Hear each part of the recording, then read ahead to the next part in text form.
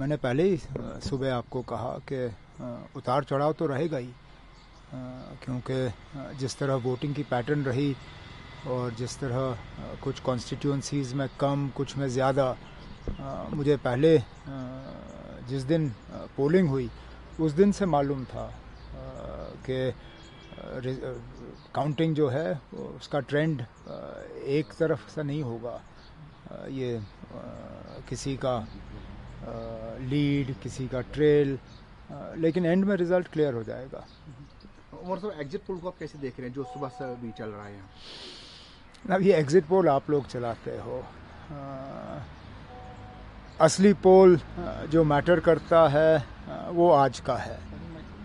Exit polls तो आप लोग जो है टीआरपी बढ़ाने के लिए करते हो।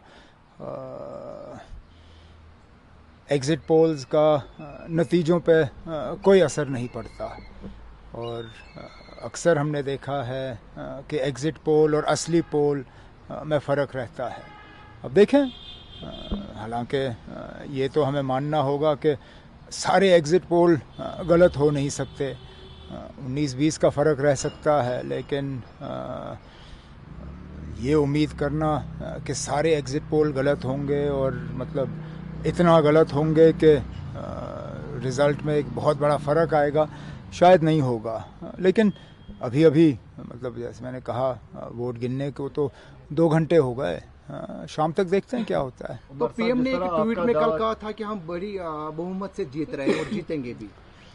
अब माँ सिवाय सजाद लोन साहब के, जिन्होंने इलेक्शन से पहले ही अपने हार का ऐलान किया था, शायद दिल्ली से उनको इशारा आ ही गया था कि वो किसी और की मदद करना चाहते हैं। मुझे और कोई उम्मीदवार बताइए जो इलेक्शन से पहले ही ये कहे कि हम हारने वाले हैं।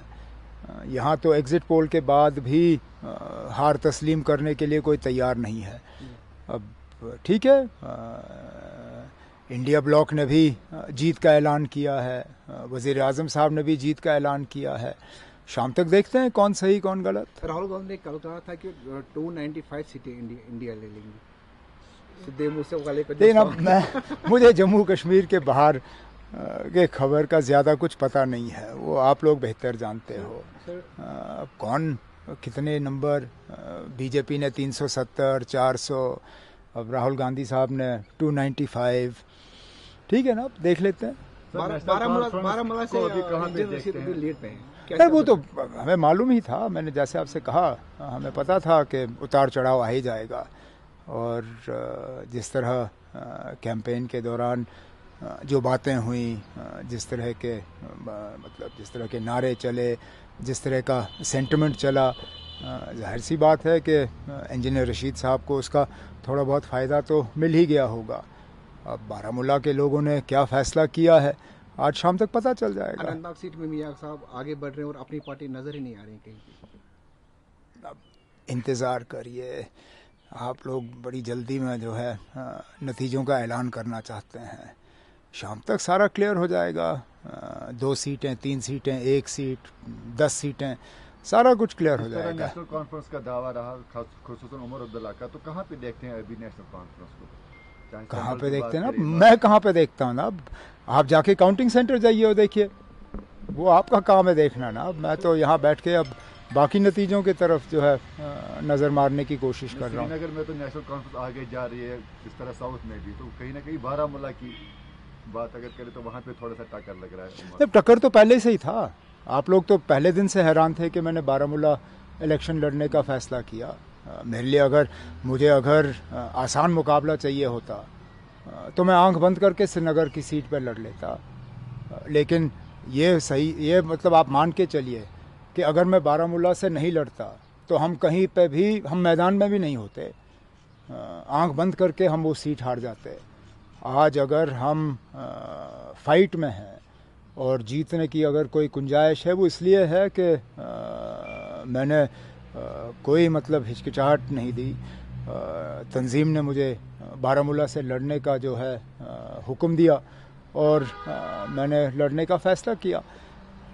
मैं अभी भी मान के चल रहा हूँ कि उतार चढ़ाव के बाद जब आखिरी में नतीजे आ जाएंगे वो नेशनल कॉन्फ्रेंस के हक़ में होंगे। फ़िलहाल जहाँ से वोट गिने जा रहे हैं वहाँ से इंजीनियर रशीद को अच्छा खासा वोट मिला है, लेकिन जो हमारे एरियाज़ हैं जहाँ से नेशनल कॉन्फ्रेंस को जो है एक बहुत अच्छा शेयर वोटों का मिला है, वो तो अभी गिनना बाकी है ना। 1 लाख वोट जो हैं गिने गए हैं, 10 लाख वोट पड़े हैं, अभी 9 लाख वोट और हैं।